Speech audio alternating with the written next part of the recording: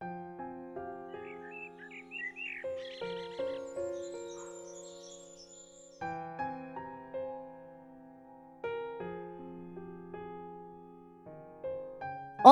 জীবনের উত্তরাধিকারী হওয়ার জন্য আমার কি করা উচিত?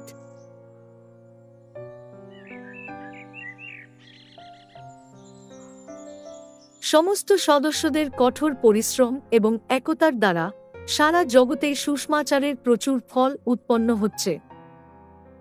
আমার মনে হয় পিতা আমাদের ভালো পরিণাম দিয়েছেন, কারণ আমরা একে অপরকে সাহায্য করেছি এবং সেই প্রেম অভ্যাস করেছি যা তাকে খুশি করে। যখন কেউ জিজ্ঞাসা করেছিল, অনন্ত জীবনের উত্তরাধিকারী হওয়ার জন্য আমার কি করা উচিত, যিশু দয়ালু সমরীয় দৃষ্টান্ত দ্বারা উত্তর দিয়েছিলেন। যখন একজন যাজক এবং একজন লেবীয় রাস্তায় একজন লোককে ডাকাতের দ্বারা আক্রান্ত হয়ে মারা যেতে দেখেছিল, তারা পাশ দিয়ে চলে গিয়েছিল। কিন্তু একজন সমরীয় যে যাত্রায় ছিল তাকে দেখেছিল, তার প্রতি দয়া করেছিল এবং তার যত্ন নিয়েছিল। এই 3 জনের মধ্যে কে অনন্ত জীবন পাবে? এটা হলো সমরীয় যে দয়া দেখিয়েছিল। তার উপর দয়া করা হলো গুরুত্বপূর্ণ। পাশ দিয়ে চলে যাওয়া যাজক এবং লেবীয়রা ছিল সেই লোক যারা বিশ্বস্তভাবে ঈশ্বরের আজ্ঞা পালন করেছিল। যদি আমরা আজ্ঞার মধ্যে গভীরভাবে দেখি, সেগুলির মধ্যে প্রেম আছে, কিন্তু তারা প্রেম ছাড়া শুধুমাত্র বাহ্যিকভাবে আজ্ঞা পালন করেছিল।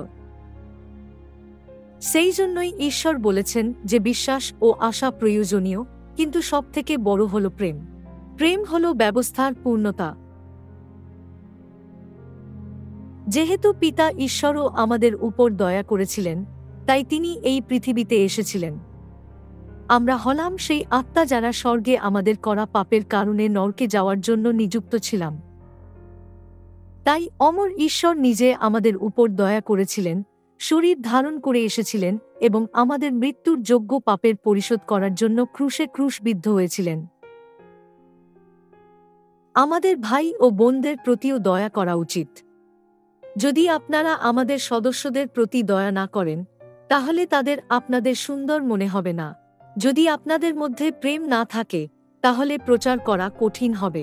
যদি আপনারা মৃত্যুমুখী আত্মার জন্য দয়া অনুভব করেন, আপনারা তাদের যত্ন নেবেন। যদি আপনার তাদের প্রতি দয়া না হয়, তাহলে আপনি বেপরোয়া কথা বলবেন, সেই কথা তাদের আঘাত করুক বা না করুক। কিন্তু যদি আপনি তাদের প্রতি দয়া করেন, তাহলে তাদের আঘাত করার ভয়ে আপনি অসচেতন কথা বলবেন না। এটা হলো প্রেম। পিতা বলেছেন, আমি যেমন তোমাদের প্রেম করেছি, তেমনি তোমরাও পরস্পর প্রেম করো। আমাদের পিতা আমাদের যে প্রেম দিয়েছেন, সেটা হলো সেই প্রেম যা নিজেকে বলিদান করার দ্বারা আমাদের রক্ষা করেছে। আপনারা আত্মাদের রক্ষা করতে পারবেন শুধুমাত্র যদি আপনারা তাদের স্নেহ করেন এবং নিজের মতো প্রেম করেন, ঠিক যেমন পিতা করেছিলেন। ঈশ্বর দয়া ও সমবেদনা চান, বলিদান নয়, এবং হোমবলির থেকে তাঁকে ও তাঁর প্রেমকে স্বীকার করা চান। যদি আপনারা ঈশ্বরকে জানেন, তাহলে আপনারা ঈশ্বরের কাছ থেকে প্রেমই শিখবেন, যিনি হলেন প্রেম। লেখা আছে, যদি পোড়াইবার জন্য আপন দেহ দান করি, কিন্তু আমার প্রেম না থাকে, তবে আমার কিছুই লাভ নাই। পোড়ানোর জন্য আমার দেহ দেওয়ার থেকেও বড় প্রেম হল সেই প্রেম যা লোকেদের অনন্ত জীবনের আশীর্বাদ পেতে সাহায্য করে এবং তাদের স্বর্গে নিয়ে যায়। এই প্রেম ধৈর্যবান, অন্যদের অসম্মান করে না এবং সব সময় সহ্য করে।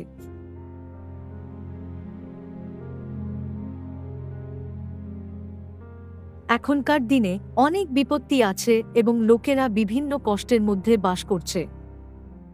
যদিও সকলেই স্বর্গের আশা করে, যেখানে অনন্ত জীবন আছে এবং শুধুমাত্র আনন্দ আছে, কোনো দুঃখ বা যন্ত্রণা নেই, তবুও তারা সেখানে যেতে পারে না, কারণ তারা সেই সত্য জানে না যা স্বর্গের দিকে পরিচালিত করে। তাই তারা ঈশ্বরের বাক্য শোনার এবং প্রেম পাওয়ার দুর্ভিক্ষে কষ্ট পায়।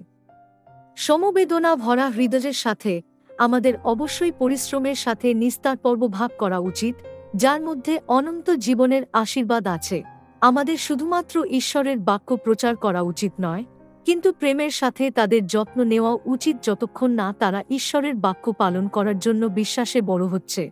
শয়তানের ষড়যন্ত্রের প্রতিরোধ করার জন্য আমাদের সবসময় ঈশ্বরের যুদ্ধসজ্জা পরিধান করা উচিত এবং আমাদের সদস্যদেরও ঈশ্বরের যুদ্ধসজ্জা পরিধান করতে সাহায্য করা উচিত। এটা করার জন্য আমাদের অবশ্যই ঈশ্বরের বাক্যকে ধরে রাখা উচিত। প্রেম কি তাদের আত্মিক খাদ্য খাওয়ানোর দ্বারা আরও একটি আত্মা বাঁচানোর অভিলাষা নয়? অনন্ত জীবন পাওয়ার জন্য আমার কি করা উচিত? যদি আপনারা নিস্তার পর্ব পালন করেন, আপনারা অনন্ত জীবন পেতে পারবেন, যেহেতু নিস্তার পর্ব হল প্রেম এবং ঈশ্বর, যিনি হলেন জীবন বৃক্ষ।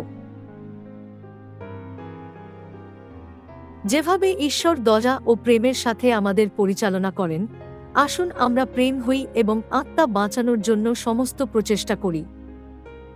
আসুন আমরা নিস্তার পর্ব ছড়িয়ে দিই, যা হল অনন্ত জীবনের আশীর্বাদ এবং দয়া দেখাই।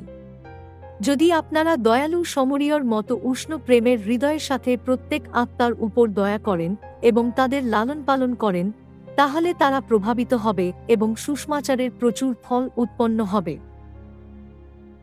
আসুন আমরা পিতাকে ধন্যবাদ দিয়ে প্রেম ও একতার সাথে স্বর্গের সুসমাচার সম্পূর্ণ করি, যিনি আমাদের উদ্ধার দিয়েছেন এবং সুসমাচারের কর্মী বানিয়েছেন।